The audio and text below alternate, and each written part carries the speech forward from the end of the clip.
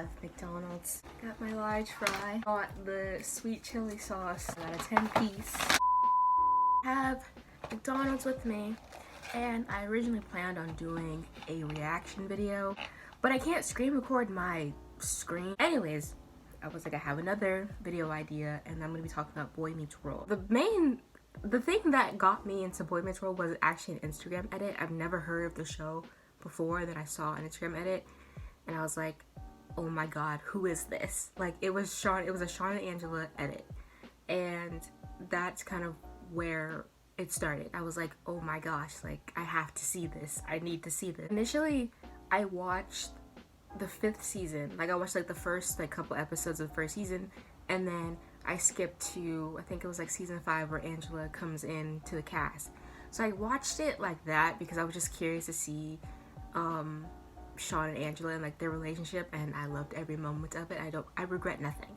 So then eventually I got like more into season 5, and I was like, hey, you know what, I'll just go back to the beginning, and I watched it from the start to the end, and I enjoyed it so much. Like, the show itself is really, really good. I think it was just nice just to see her come in, and she just literally changed Shawn as a character. Like, it was just, oh my god, just her presence and her dynamic is just amazing, and I love her. I'm gonna start with Shawn and Angela. That their relationship seemed very realistic as in comparison to Corey and Topanga, because generally you don't see many couples together since they were kids and then grow up together, you know, have ups and downs and all that stuff, but get married and have kids, and that's when, you know, Girl Meets World is created. So it's like, it's rare that ever happens. So that's kind of the unrealistic thing I'm talking about. And how realistic Shawn and Angela's relationship is, you know, they had to deal with, she didn't want to commit to him, or she didn't want to love him, she didn't want to, like, you know, hurt him. She's like, I don't want to hurt you, blah blah. And I'm like, girl, you're not gonna hurt him, da da da. Like, there's that whole episode where she's like denying her feelings for him because I forgot why. She like, oh, it was because her mom. Oh, like, cause she doesn't want to like leave him or something. She doesn't want it the same. She doesn't want like the same thing that she went through when she was younger with her mom and her dad. I believe so. I don't know why my memory is just like completely gone about that, but something along those lines. She just didn't want to, like, I guess, hurt him in the sense. But then we had to deal with Shawn and alcohol, and then that was very realistic that I liked that they did. They also touched on like Shawn father figure in his life. He had to deal with that, and just like there was just a whole bunch of stuff that happened with Shawn and Angela. So when they came together, it was like, you get me, like, we're meant to be together because you get me, you know? And that's what I think that's why I love them so much, is because they could relate to each other on a deeper level than anybody else, and they were each other's person. Like, I solely believe that they are each other's person, and I don't think Girl Meets World exists in my brain when it comes to Shawn and Angela, because Shawn and Angela are endgame in my brain. Girl Meets World doesn't exist when it comes to Shawn and Angela, because I just feel like in Girl Meets World they kind of acted like their whole relationship never happened, and that makes me mad, but whatever, because it doesn't exist in my mind when it comes to those two. Of how they both developed, and I think bringing in Angela as, you know, Shawn's girlfriend, and like it made it like, I don't know, it kind of made him seem more like this is like him being older and choosing to be in a relationship with this one person rather than, you know, his list of, you know, numbers that he had. Like, he had like this book of like a whole bunch of girls' phone numbers, and he just threw that out for her. And that, it was like that, I think that was like, I was like, oh my gosh, he's throwing this book away, like his past away, for Angela.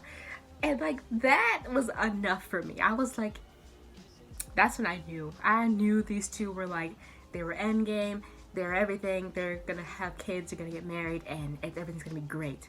But then no, they said no. In my mind, they got together, they started a family, they got married, and they live in New York. Okay, that's what happened. They dealt with issues and they got through that. There was like one point where they broke up because like they wanted to see different people or something. I think something along those lines. And then you could see Shawn just like heartbroken at the little karaoke thing, and like it was yeah.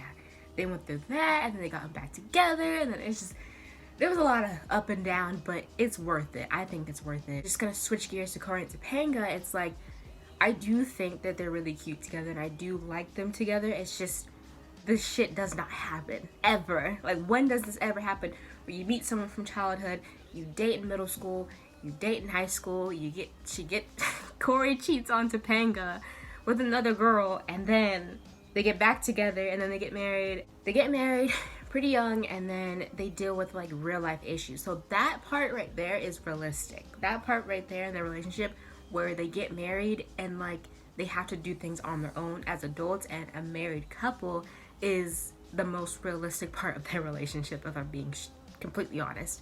When it comes to Boy Meets World, is that part right there where they had to learn how to live on their own and not rely on their parents and their friends to provide for them and stuff like that, which is, I think, really important with their relationship and really important for other people to watch, like myself. Their whole relationship was just like a roller coaster, but it started so young to the point where like I don't know how many people can actually relate to their actual relationship when it comes to like the length of it, but when it comes to like when they got married and like the whole him cheating on her, that situation, and then, you know, everything else in between. I do enjoy their relationship. It was fun to watch. It's fun to watch as a viewer, but when it comes to realistically, I don't know how often this type of scenario happens where you meet someone in childhood and then you end up marrying that same person that you met in childhood and starting a family. Let's talk about Lauren and the ski lodge. Okay, I don't like that they did that though. I like that they added that factor into their relationship because it really, you know, it spiced it up. Like, it really made them go through this shit, literally go through it, and realize that they wanted to still be together. And Topanga was able to get through that by going out with the other guy. That she went out with him, she realized, like, this is not for me, I want to be with Corey, and the rest is history. So that's how they did that. I like the dynamic, and we got some cute Shawn and Angela content there too, so that's all that really mattered. But yeah, I like that they did that just because it shook up their relationship a little bit because it was a little bit too perfect, and I think that's why they did it. They wanted to add the drama, but they needed to put them through something real so that they can really understand how they really feel about each other. So I think that's kind of what I got from that. So how about Shawn? Shawn as a character, I think Shawn's development is the best I've ever seen. He went from like just Corey's little goofy friend that didn't really do well in school, he was a ladies' man, whatever, blah blah blah, to losing his father, to getting into alcohol, to moving in with his teacher. You know, like, he went through so much and came out amazing. Like, it was just, oh, I love him so much, and I just love how he just developed through the years and how he grew up, and, you know, how they stayed true to his roots and everything. And like, I don't know, like, they did it so well. They really did Shawn's character so well that like it just made you want to root for him all the time. Even when he's wrong, even when he's in the wrong, you still want to root for him. And I was like, oh my god. How about Corey and Shawn, their friendship? Corey and Shawn's relationship developed really, really well because they did fight, they did have arguments, they did have disagreements, and in the end, they were like, you're my best friend at the end of the day. I don't care how much I hate you sometimes, but whatever, you're my best friend. I loved how in the wedding episode, when Corey and Topanga get married, he kind of sets Corey free in a sense, you know what I mean? Kind of like gives him away to Topanga, because Topanga's like, now that's Corey's best friend now, it's Topanga. Like, Shawn will always be Corey's best friend, but now he has Topanga. But overall, I just think that their relationship was amazing. Like, it's something that I want. Like, it's just, I don't know, it was just so good. Next, we're going to talk about Eric. I absolutely love Eric. I didn't really like him in the first couple of seasons. Like, he was kind of more like the stereotypical older brother, where they are like the ladies' man and they're the jock or whatever. They're Mr. Popular, basically. Into that narrative in the first couple of seasons, and then they switched them into more, he's more ditzy and more, you know, I would say dumb, but yeah, just a little dumb, and more nice. Like he's more, yeah, he's more nice. Like I just feel like in the first couple seasons he was a little bit more mean to Corey, and like he wasn't really sympathetic towards him, and all he cared about was girls, and yeah.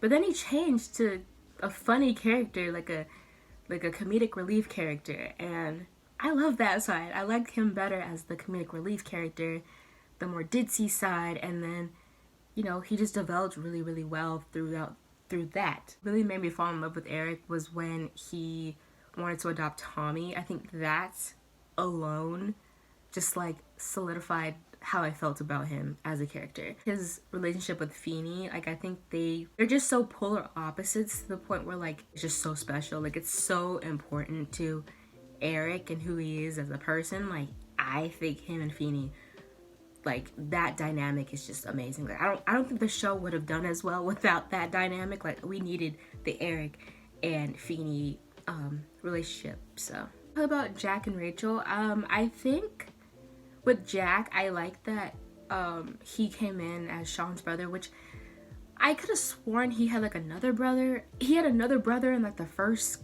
like second season or something. I don't know what happened to him. I don't really have an opinion on Jack per se, just because he was kind of there to be hot, I think.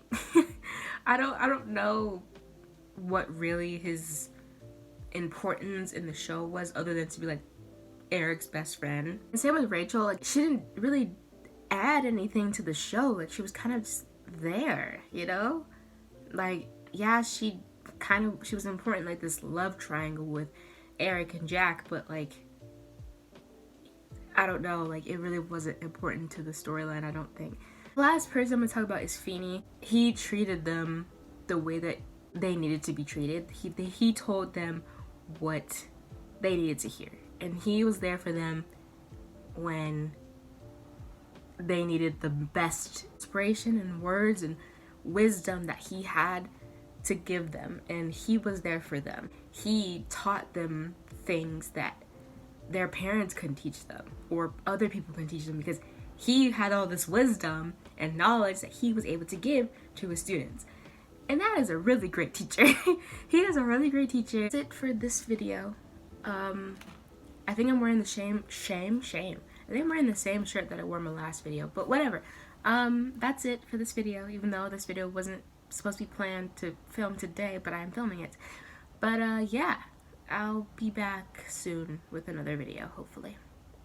So yeah, goodbye!